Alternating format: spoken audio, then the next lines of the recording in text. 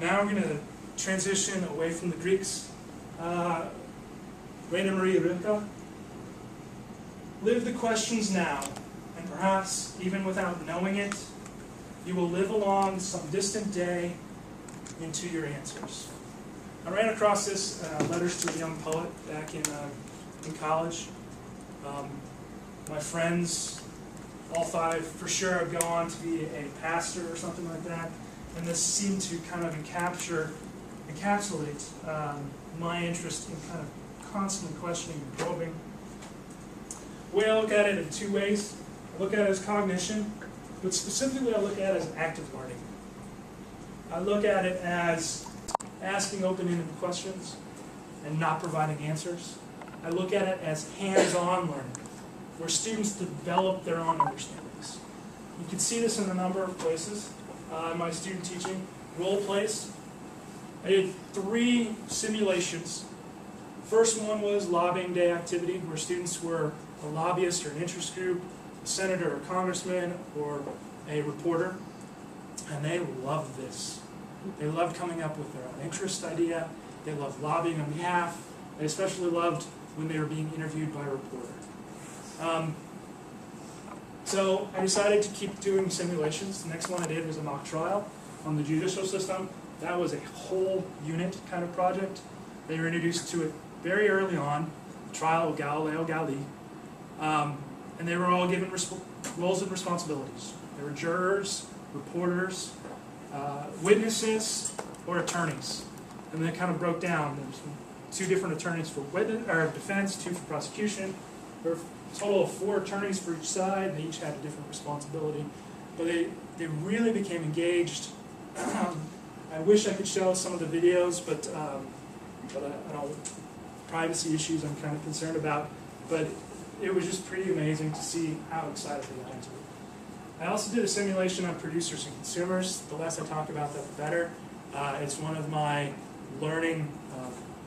One of the things I'm still learning about is how to process what happened there. I think it was a good experience. I think there's possibility for doing something like that with economics again, but it's one of the ones that I'm still processing. Writing. So of course we've got the writing, student growth of writing. I only did 2 prompts. They were supposed to be both persuasive prompts. One was to be a letter to a senator or delegate about specific interest as part of a public policy unit. Most of the responses we got were very basic, and there was a strong disconnect between the facts, what they know about the case, and what they really believe about the issue or whatnot. And then I did a persuasive essay for the mock trial as part of preparation for argumentations. And that was a better project. It was a much longer project. It had some clearer definitions and expectations. Once again, though, there was a disconnect between supporting arguments and making their main argument, but they were a little bit closer. They were kind of a step along the way. As I reflect back upon this in that video there, I talk a lot about how I think breaking it down into smaller chunks is the way to go for future writing assignments. Talking about getting them to do summary first, analysis, and then pulling it all together. DIGO, as I mentioned, I used DIGO a number of times. First, as part of preparation for the policy, where they talked about, they were supposed to find 4 different issues and talk about how the media covers policy. And then I used it as part of a research project for the mock trial. Social contracts, going back all the way to my first stumblings in the fall semester, where I used Etherpad as a great collaborative platform where students could come together and start talking about what it is that makes a classroom work, a classroom environment, as part of a sustained conversation about social contracts and social contract theory. SIMS, once again, I refer to concept mastery. Students developing their own cognition, their own understandings, their own meanings, especially struggling with one called agency.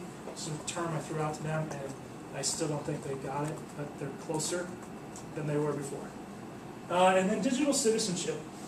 This is kind of my my own exploration beyond digital literacy in trying to connect social studies, citizenship, learning with digital literacy, and the understanding of there are digital natives and digital immigrants, and yes, we have to learn digital as a second language for some of us, but the idea that there are certain responsibilities required of us as digital citizens. So, and this, as I said, is kind of all in the umbrella of cognition.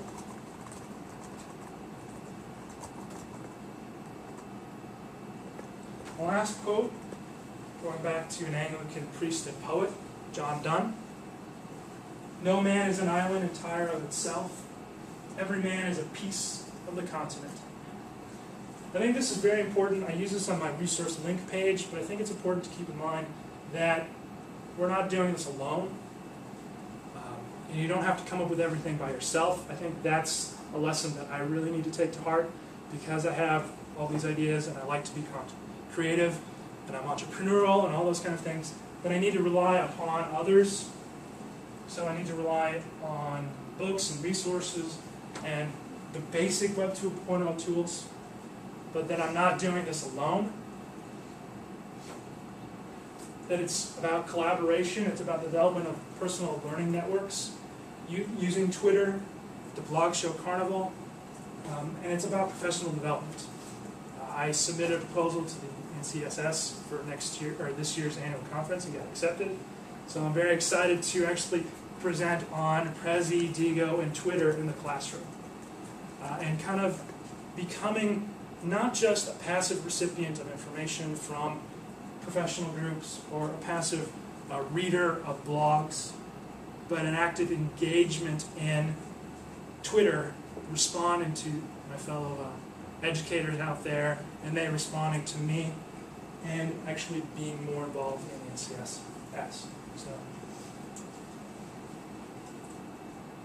I see this essentially as recognition, as thinking through cognition again in new ways, about developing my own understandings through conversations with others, through interaction with texts, and development of my own understandings in general. And of course, everything is kind of connected. It's all under the same umbrella. I dare say it's the circle of life.